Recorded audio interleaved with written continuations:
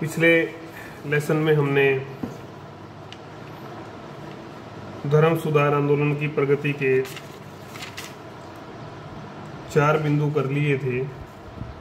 आज हम 5वां बिंदु देखेंगे। ये लेसन 3 की वीडियो नंबर 4 है। आपको सब समझ में आ ही रहा होगा, नहीं आ रहा है तो आपकी जिम्मेवारी है कि आप उसको व्हाट्सएप के माध्यम से, ऑडियो वीडियो के माध्यम से, गूगल मीट जो हम कक्षाएं ले रहे हैं उसके माध्यम से, किताबों के माध्यम से उसका सॉल्यूशन ढूंढें या मुझे लिखें, मुझे बताएं। तो जर्मनी में कैसे जो है धर्म सुधार आंदोलन प्रगति की, कैसे वो बढ़ा, कैसे वो आगे फैला, उसकी हम बात कर रहे थे। आपने धर्म सुधार आंदोलन के बारे में लूथर और चर्च में संघर्ष देखा था कि लूथर और चर्च का जो संघर्ष है वो चलना शुरू हो रहा था। उसी में आगे कड़ी थी वर्मज की सभा। 1520 में जो अंत में पोप लियो 10 थे, उन्होंने कहा कि आप जो है अपना ये 95 प्रस्ताव का जो पैम्फलेट है इसको वापस ले लो। जब उसने इनकार कर दिया, इनकार तो कर ही दिया, साथ में कहा कि ये जो चर्च संहिता है इसमें भी कुछ नहीं है आपके, और उसको जला दिया, आग लगा दी इसको। तो इस सारे से जो है उनके ऊपर धर्मद्रोह का मुकदमा चला, आरोप में दंड दिया गया। 1521 में उनको आदेश दिया गया कि आप 18 अप्रैल को जो सभा होगी, पवित्र रोमन बोलते थे, पवित्र रोमन राज्य होते थे, उनका जो सम्राट था उस समय वो थे चार्ल्स पंचम, कि आप चार्ल्स पंचम की जो वर्मज की जो सभा होगी, वर्मज एक शहर का नाम होगा, तो उस सभा में आप हाजिर होने का आदेश दिया। और दोबारा से वही बात कही गई कि आप अपने जो प्रस्ताव है वापस ले लो। इनकार करने पर उसको प्रतिबंधित घोषित कर दिया गया और उसकी जितनी जमीन, धन और उसकी रचनाएं, तीनों चीज़ों पर जो है अंकुश लगाकर, प्रतिबंध लगाकर जब्त कर ली गई। वो ऐसा चार्ल्स पंचम ने किया। लूथर को आखिर में सैक्सनी के जो राजा थे फ्रेडरिक, उन्होंने शरण दी।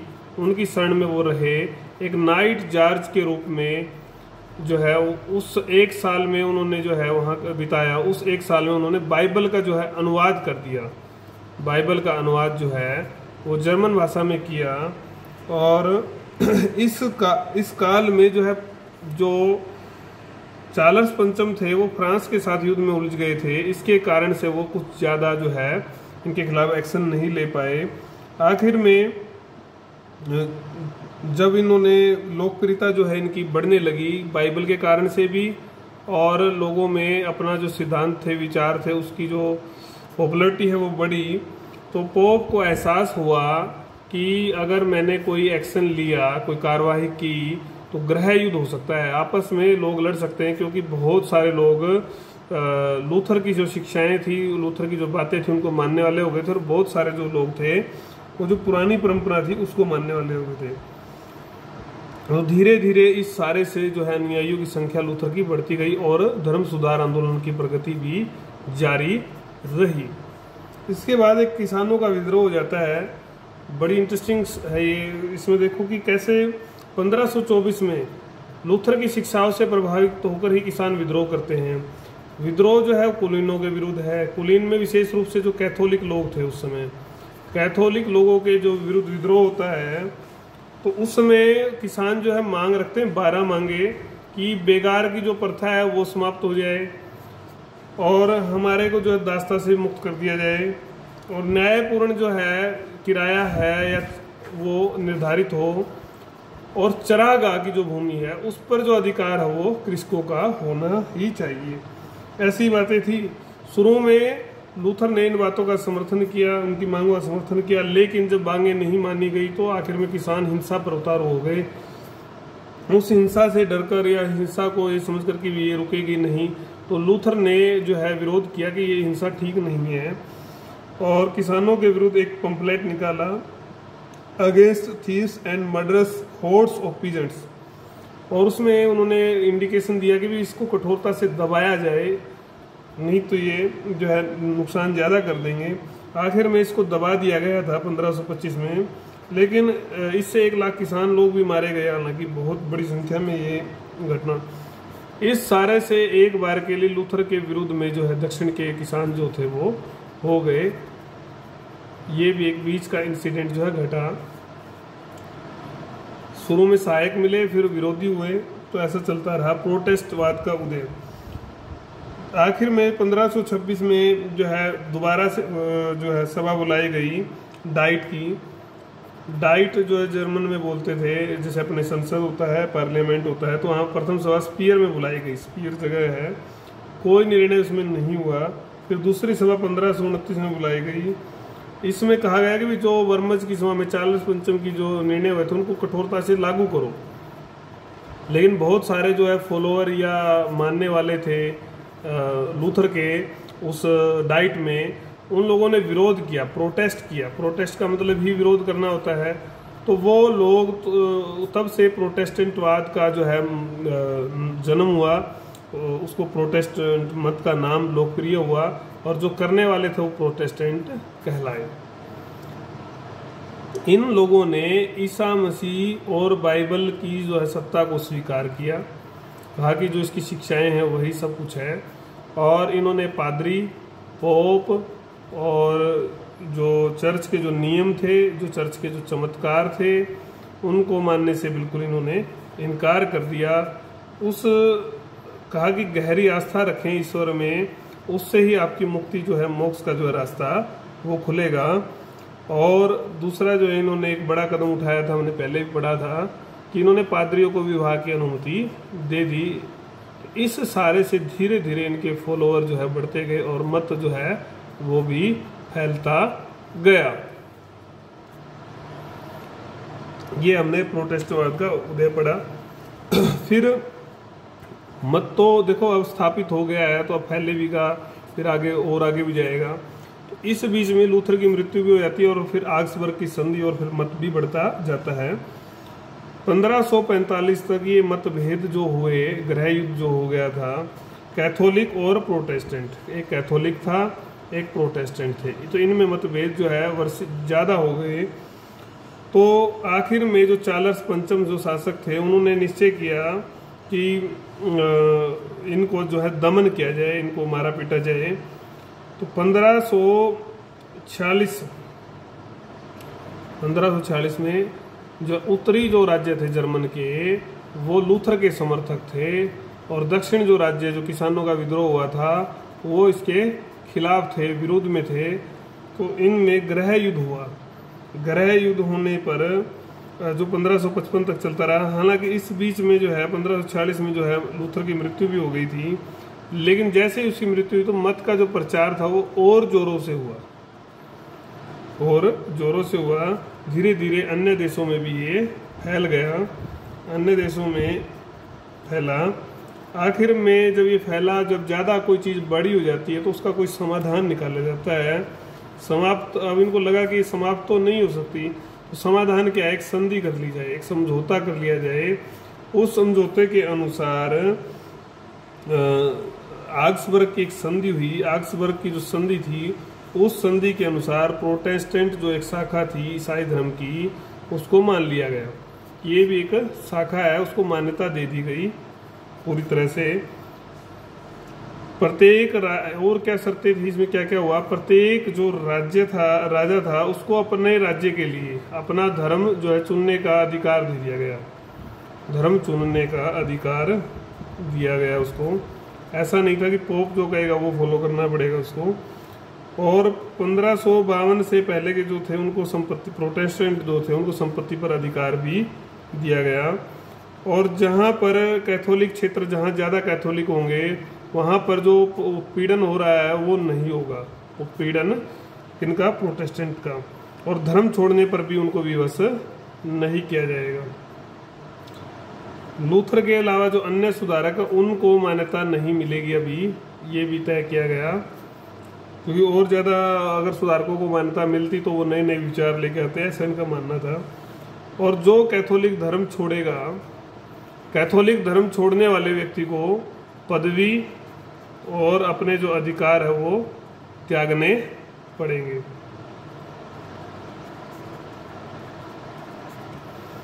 तो इस तरह से जो ये सिद्धांत इनके तहत जो है संधि हुई, संधि से इसको मत को मान्यता मिल गई। मान्यता मिलने से ये कि अप्रूव्ड चीज़ हो गई। अप्रूव्ड जब हो गई और उत्तरी जो जर्मन के जो शासक थे उन लोगों ने इसको मान लिया, इसके अपना लिया इस धर्म को, प्रोटेस्टेंट को, शाखा को। और उसके बाद फिर ये नॉर्वे में, स्वीडन में, डेनमार्क में फैला, प्रसार हुआ और एक नया धर्म जो है प्रोटेस्टेंट मिल गया। इस तरह से अगर हम बात करें तो ये हमारा कैसे प्रगति हुई, जर्मनी की बात की थी हमने। अब हम बात करेंगे जर्मनी के बाद आज आपसे स्विट्जरलैंड। स्विट्जरलैंड में जो है कैसे फैला, इसको करेंगे आज स्विट्जरलैंड को।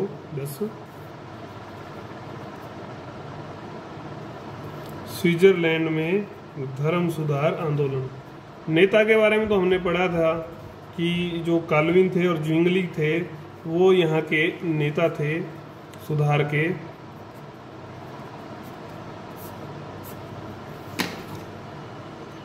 जो ज्विंगली थे उन्होंने जो है, जैसे लूथर ने आंदोलन चलाया उसी तरह से ज्विंगली ने आंदोलन चलाया जो वहाँ पर उस राज्य में उसने शुरुआत की। इनका जन्म 1484 में जो है 1 जनवरी को स्विट्जरलैंड का एक गांव था वाइल्स, यहाँ पर हुआ। बेसेल्स विद्यालय से इन्होंने एमए की डिग्री प्राप्त की। उसके बाद पादरी का जो है जीवन व्यतीत किया। जब ये पादरी का जो जीवन रह रहे थे, यूरिक चर्च में रह रहे थे, तो इन्होंने पादरियों के जीवन को, पोप की जो व्यवस्था थी उसको बड़े नज़दीक से देखा। नज़दीक से जब इन्होंने व्यवस्था को देखा तो इन्होंने पाया कि यहाँ पर भ्रष्टाचार है, अनाचार है, पाप है। तो जब वो देखते थे कि शिक्षा तो ईसा मसीह की कुछ और है और बाइबल के सिद्धांत भी और हैं, तो उनके दिमाग में जो है उलझन हुई। तो उन्होंने जो चर्च के लोग जो विलासी जीवन जी रहे थे उसके खिलाफ आवाज़ उठाई कि और बाइबल का गहन अध्ययन किया। बाइबल का गहन अध्ययन किया। अध्ययन करने पर उनको पता चला कि जो चर्च की वर्तमान जो शिक्षाएं हैं वो बाइबल से मेल नहीं खा रही हैं। धर्मशास्त्र अलग है, कर्मकांड अलग है। तो उन्होंने आखिर में कैथोलिक जो सिस्टम था उसको चुनौती दी।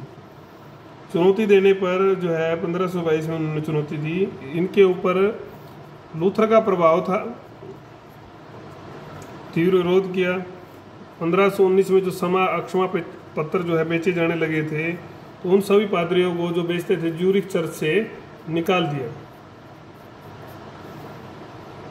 और जब पोप ने स्विस नवयुवकों को जो है सेना में भर्ती करने के लिए प्रेरित किया, तो इसका भी इन्होंने विरोध किया था, विरुद्ध थे इस चीज़ के भी। तो ये थे ज्विंगली। और ज्विंगली 1523 में उसने ज्यूरिख की सभा में भी भाग लिया। 67 जो है प्रस्ताव, जैसे वो 95 प्रस्ताव लेके आए थे 95। तो इन्होंने वही जो है भ्रष्टाचारी चीज़ें लगभग वही रहेंगी, कुछ चीज़ें रिपीट होंगी, आगे प्रभाव में भी रिपीट होंगी। भ्रष्टाचारी जो सिस्टम है पोप का, पादरी का, जो मठीय प्रणाली है, इसका उन्होंने विरोध किया। हमारे यहाँ भी मठाधीश हो गए हैं लोग, पहले भी थे। तो जहाँ भी मतलब मठाधीश का मतलब ये नहीं है कि भी अच्छे लोग मठाधीश, व्यवस्था में अनाचार करने की बात है। जो लोग अनाचार करके, भ्रष्टाचार करके वहाँ पर संस्था को ही खत्म कर देते हैं। इस सारे से जब इनके विरोध से जो है ज़्यादातर जो स्विट्जरलैंड के लोग थे उन्होंने रोम से या पोप से जो है संबंध तोड़ दिए। तो आखिर में इन्होंने जो है विरोध, एक इनकी गलती लगाई है या कैसे भी लगाई, उस समय जरूरत लगाई है। 1531 में ज्विंगली ने जो 5 जो पहाड़ी कैंटेन थे, जो वहाँ पर कैंटेन बोला जाता था, उनके लोगों को जबरदस्ती बल के आधार पर जो है प्रोटेस्टेंट बनाना चाहा। तो उसमें जो है उनकी गृह युद्ध हुआ। गृह युद्ध में लड़ाई होगी क्योंकि बहुत सारे लोग वहाँ कैथोलिक थे उस लड़ाई में ज्विंगली जो है मृत्यु का शिकार पराजित हुए और मृत्यु का शिकार हो गए। इसके बाद जॉन काल्विन ने आंदोलन का जो है नेतृत्व किया और प्रचार जो है जारी रखा। यहाँ भी जब चीज़ बड़ी हो गई तो यहाँ भी समाधान निकालना जरूरी हो गया था, लंबा समय हो गया था। तो समाधान में क्या हुआ, एक संधि थी कापेल की जो संधि थी। तो आखिर में धर्म को जो है दो भागों में यहाँ भी विभाजित मान लिया गया, प्रोटेस्टेंट और कैथोलिक। और काल्विन ने जो है इस यहाँ की चर्च का जो है पुनर्गठन किया। उस पुनर्गठन तो किया ही, साथ में उन्होंने वहाँ का शासन भी कई वर्षों तक जो है कुशलतापूर्वक चलाया। तो आखिर में इन सब के प्रयासों से जो है ये प्रोटेस्टेंट मत का जो है महत्वपूर्ण जो है केंद्र जो है ये बन गया। तो ये थी स्विट्जरलैंड में धर्म सुधार आंदोलन की यात्रा। इसी तरह से देखो, हमने अभी जर्मनी की यात्रा पढ़ी है, अभी ये स्विट्जरलैंड की है। और उसके बाद हम जो पढ़ेंगे यात्रा, वो यात्रा है आपकी, फिर फ्रांस की पढ़ेंगे और फिर इंग्लैंड और फिर आपका अन्य जो देश में आपका नीदरलैंड वगैरह जो है, इनके बारे में भी हम पढ़ने वाले हैं। इन सब देशों को पढ़ने के बाद जो है स्कॉटलैंड भी इंग्लैंड के पास,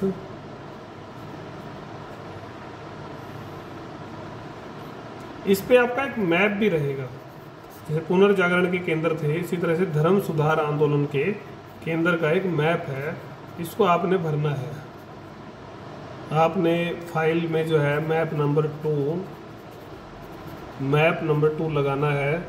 उसी तरह से आप हेडिंग लिखेंगे। एक बात विशेष नोट करने की है, वो ये है कि कई बच्चे जो इंटरनल बाउंड्री है वो मैप भर रहे हैं, तो अंदर से जो है खाली जो मैप है वो भरें आप क्योंकि पेपर में अधिकतर वही मिलता है। पेपर में जब आपको बिना बाउंड्री का मिलेगा फिर आपको दिक्कत आएगी, इसलिए आप इसकी प्रैक्टिस जारी रखो। और मैंने आपको एक PDF फाइल्स जो है भेजी है, उसमें जो है JPD बुक के भी मैप दिए हुए हैं। आप स्टूडेंट से या अन्य किसी भी किताब से जो है मैप देखें, आपको जिसमें जो है मैप के जो पॉइंट्स हैं, जो संकेत हैं वो अच्छे दिए हुए हैं, उसको आप भरें। और जो थ्योरी लिखनी है आपको, वो भी जिस पुस्तक में पॉइंट्स बनाकर लिखी हुई है उससे लिख लें।